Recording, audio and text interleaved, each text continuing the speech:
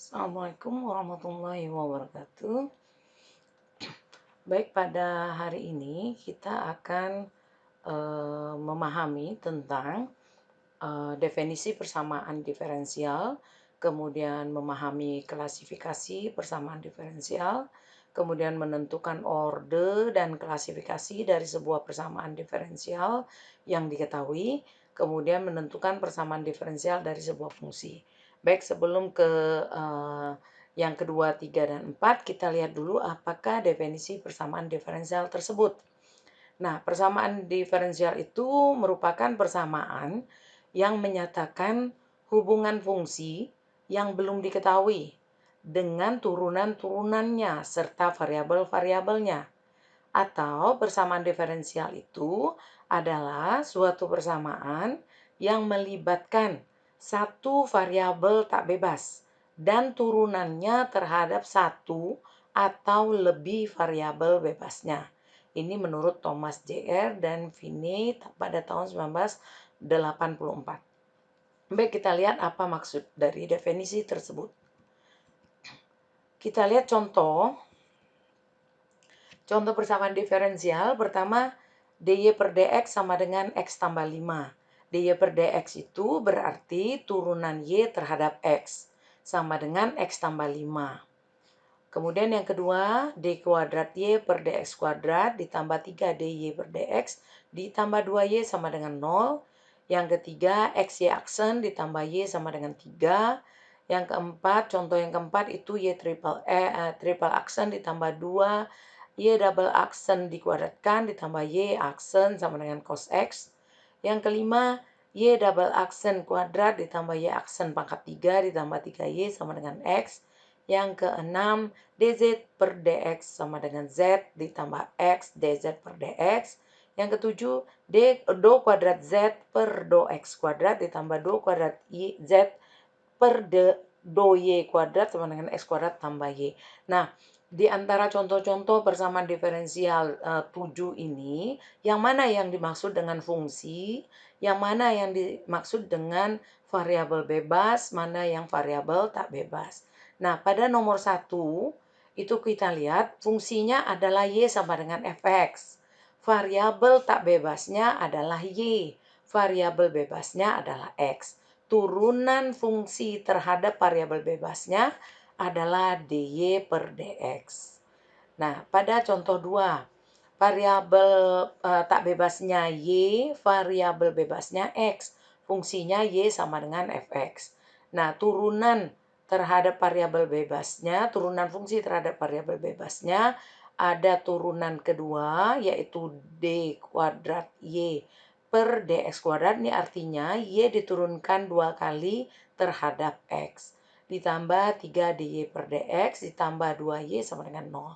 Nah, ini contoh dari persamaan-persamaan diferensial dengan fungsi-fungsi yang ada di sebelah kanan ini. Nah, untuk untuk contoh nomor 7, itu variabel bebasnya ada 2, yaitu x dan y. Variabel tak bebasnya ada z. Nah, lambangnya agak berbeda di sini, do kuadrat z per do x kuadrat.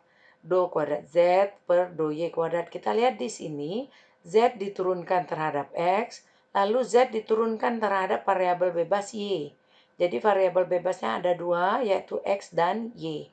Nah, diturunkan masing-masing 2 kali, sama dengan x kuadrat ditambah y. X dan y masing-masing adalah variabel bebas. Yang disebut variabel tak bebas di sini, z. Yang disebut fungsi adalah z sama dengan fx, y. Jadi, ini untuk pemahaman dari definisi persamaan diferensial tadi.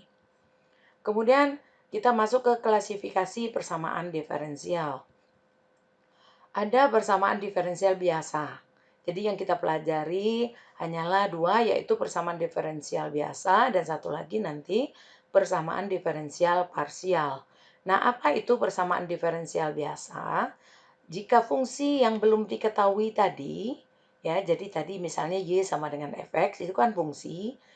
Fungsi tersebut hanya punya satu variabel bebas. Jadi hanya ada satu saja variabel bebas. Misalnya y sama dengan fx. Berarti variabel bebasnya X. Misalnya U sama dengan Fx, maka variabel bebasnya X. Misalnya Z sama dengan Fy, maka variabel bebasnya Y.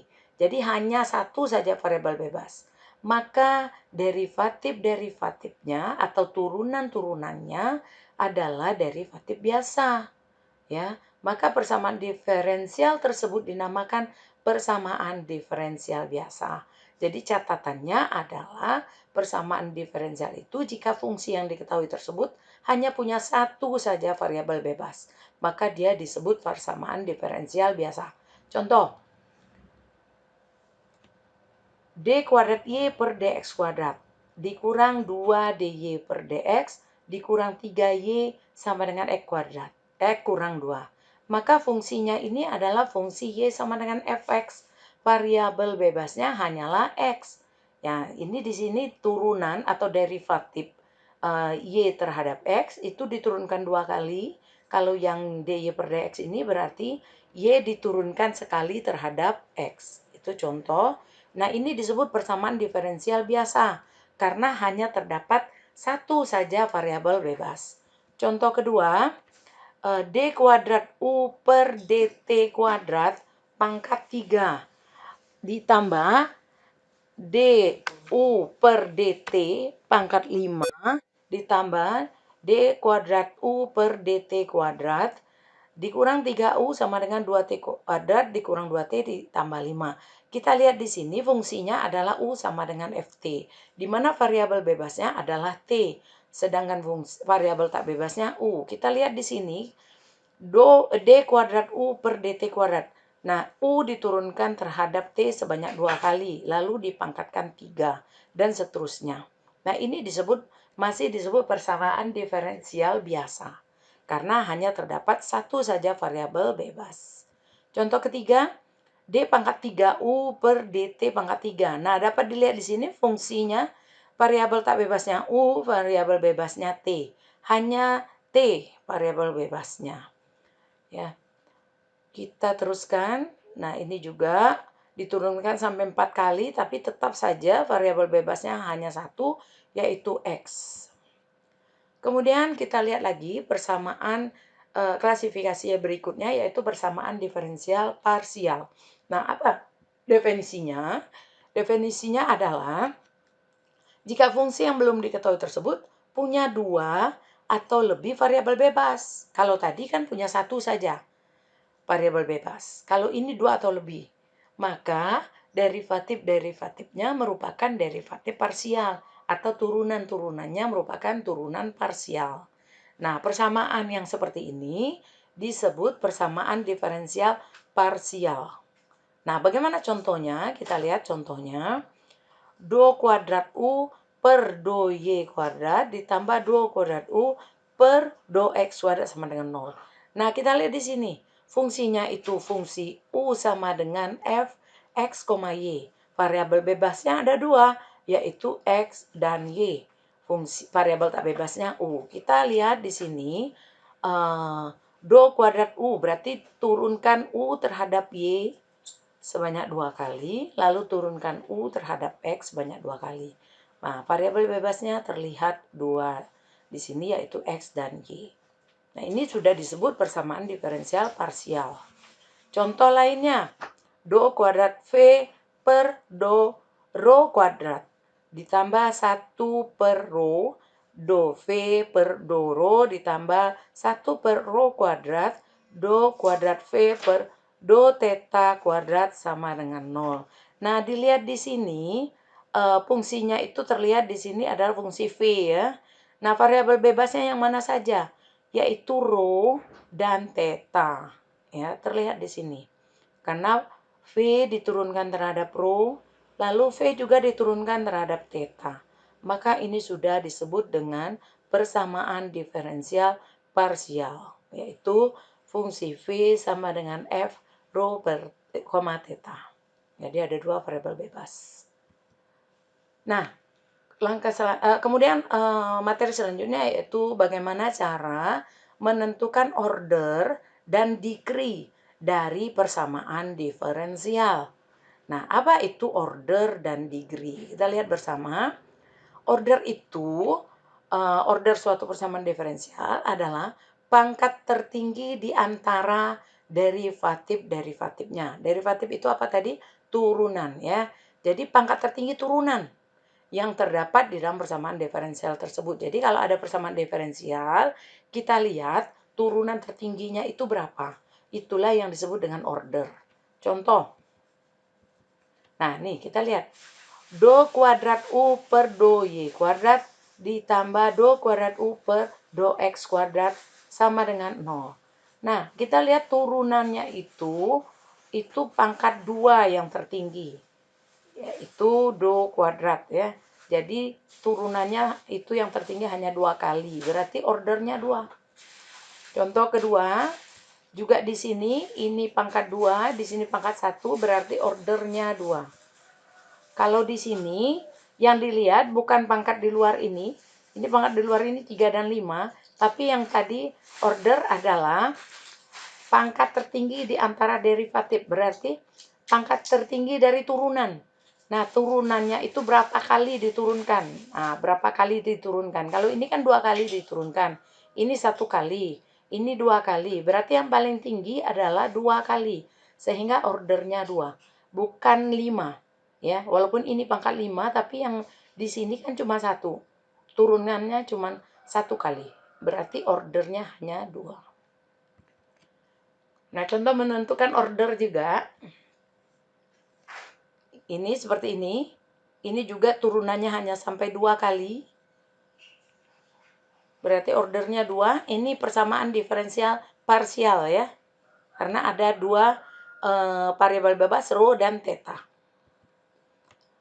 Ini persamaan diferensial biasa, ya kan? Karena variabel bebasnya hanya T, ya. Ordernya 3, kenapa? Karena diturunkan paling banyak 3 kali.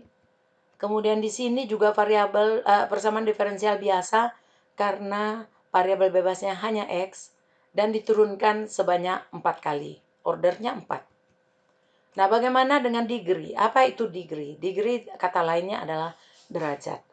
Degree itu adalah, degree suatu persamaan diferensial adalah pangkat tertinggi dari di antara derivatif order tertinggi. Jadi cara ngelihatnya, lihat dulu order tertingginya mana, lalu pangkatnya berapa yang paling tinggi.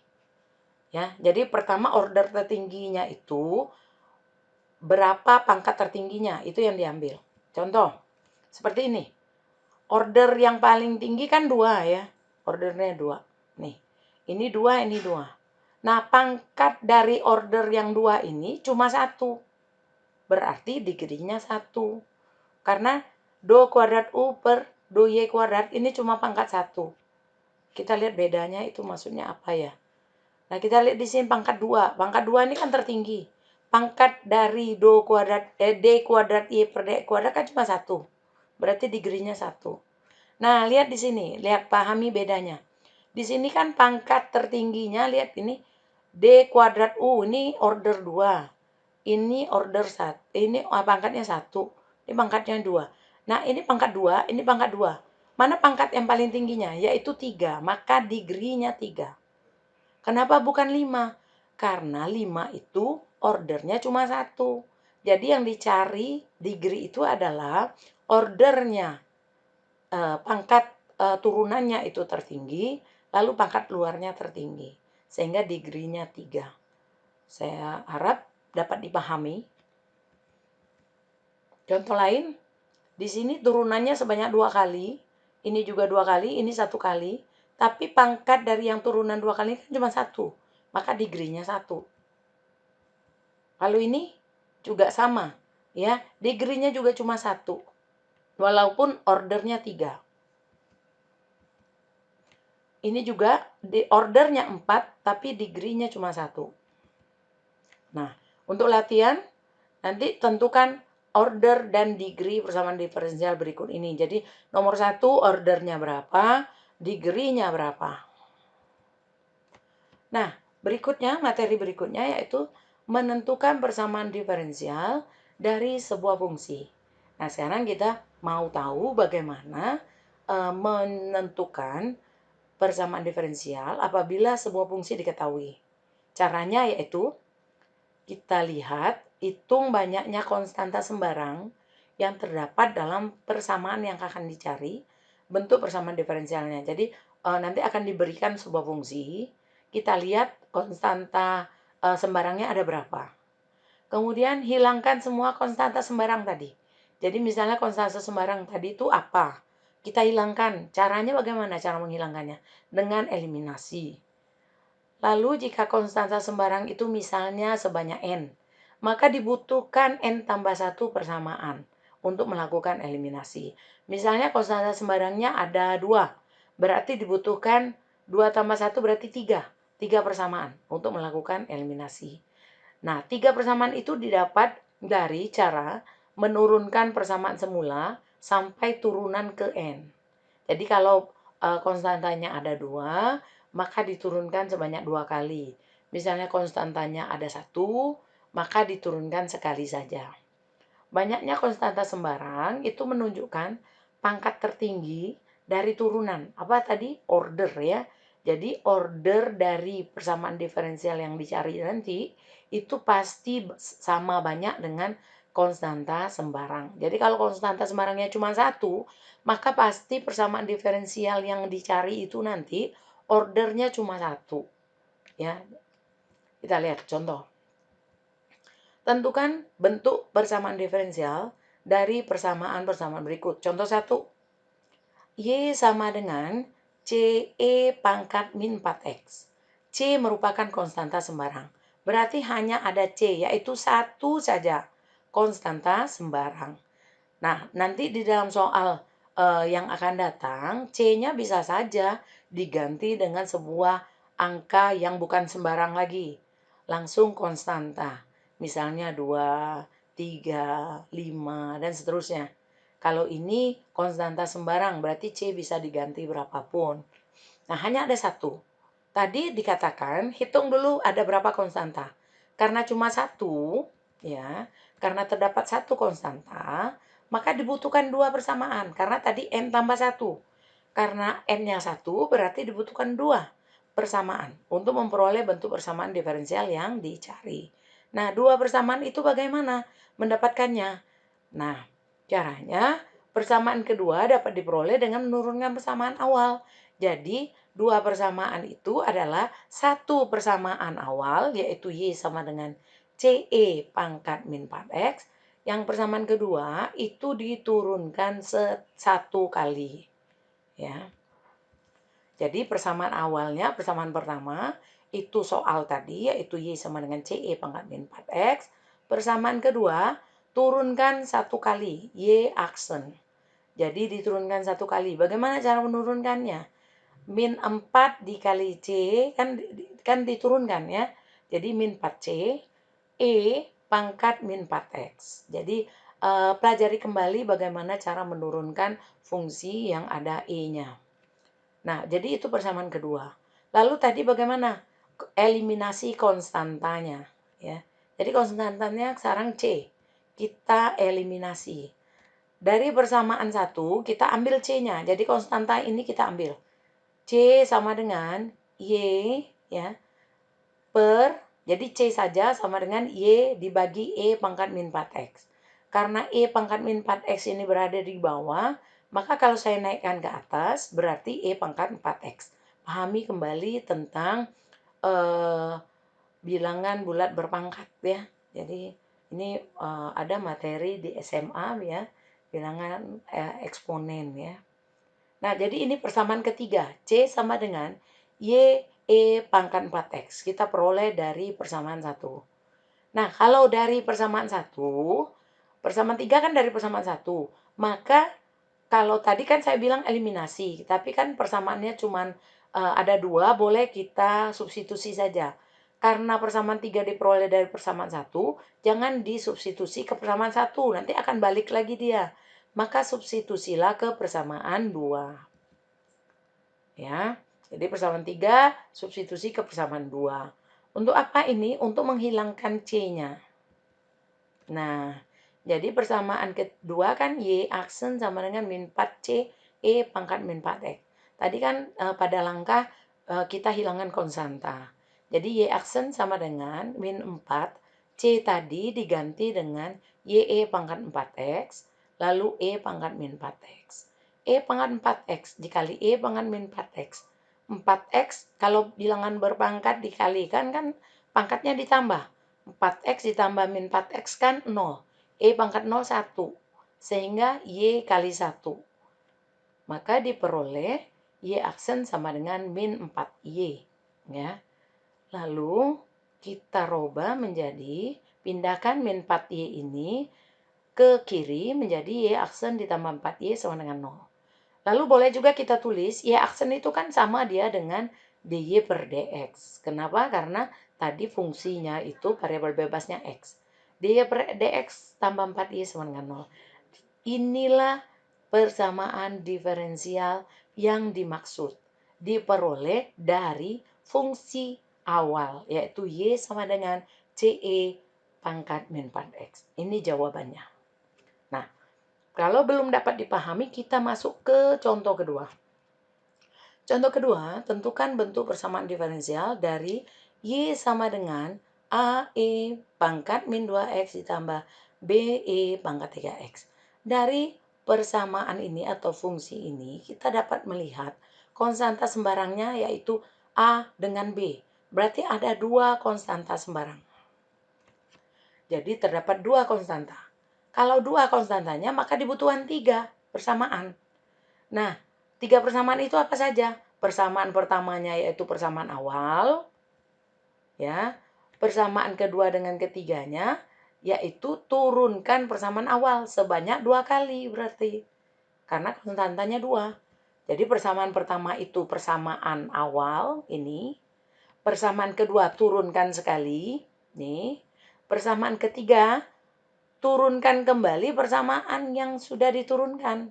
Jadi ini kan diturunkan, hasilnya Y diturunkan, hasilnya Y aksen. Y aksen diturunkan, hasilnya Y double aksen. Nah, ini diberi nama persamaan 1, 2, 3. Pelajari kembali bagaimana cara menurunkan persamaan. Menurunkan fungsi ya. Kemudian tadi apalagi langkahnya, yaitu eliminasi konstanta. Sehingga A dengan B ini harus dibuang. Harus dihilangkan. Maka kita harus mengeliminasi persamaan 1, 2, dan 3. Nah, waktu di SMA kita udah belajar cara mengeliminasi persamaan. Itu bisa kalau ada 3 persamaannya, kita eliminasi 2 dulu. Ya, terserah 1 dengan 2 dulu, atau 1 dengan 3 dulu, atau 2 dan 3 dulu, atau 1 dan 3 dulu. Ya, terserah. Jadi kita eliminasi 2 dulu. Nah, saya mulai karena A dan B merupakan konstanta sembarang, sehingga harus dihilangkan dengan cara eliminasi. Saya eliminasi dulu persamaan 2 dan 3. Nah, ini persamaan kedua, persamaan ketiga. Nah, saya mau membuang A. Karena koefisien dari A itu pada persamaan ini min 2, koefisien yang kedua ini 4, maka supaya dia sama koefisiennya, saya kali 2 persamaan pertama, ini persamaan kedua dan 3 ya. Persamaan kedua ini saya kali 2, persamaan ketiga ini saya kali 1. Sehingga hasilnya adalah 2Y aksen sama dengan min 4A E pangkat min 2X ditambah kali 2, 6. B, E pangkat 3X. Lalu dikali 1 yang ini tetap. Nah, bagaimana caranya supaya A-nya hilang? Ini min 4A, ini 4A. Supaya hilang diapain? Ditambah. Ya, bagus, ditambah. Maka 2 persamaan ini ditambah. Hasilnya bagaimana? Nah, ini hasilnya.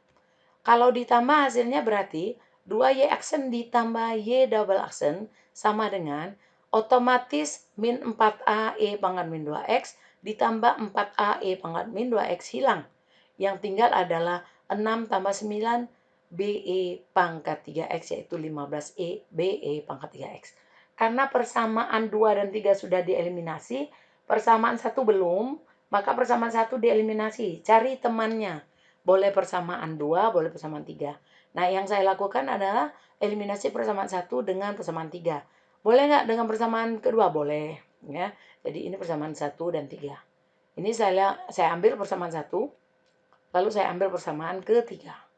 Saya tadi sudah menghilangkan A, sekarang saya mau menghilangkan B. Ya.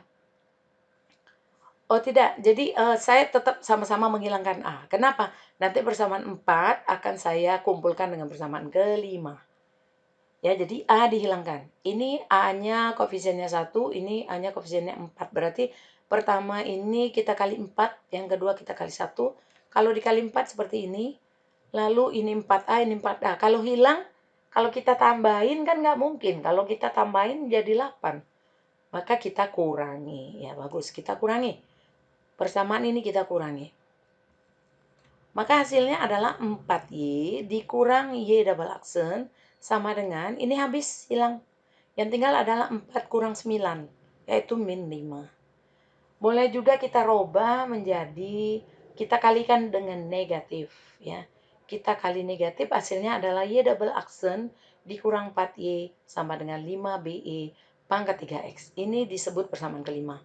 Lalu karena masih ada B pada persamaan keempat, masih ada B pada persamaan kelima, eliminasi persamaan 4 dan 5. Tujuannya menghilangkan B, mengeliminasi B.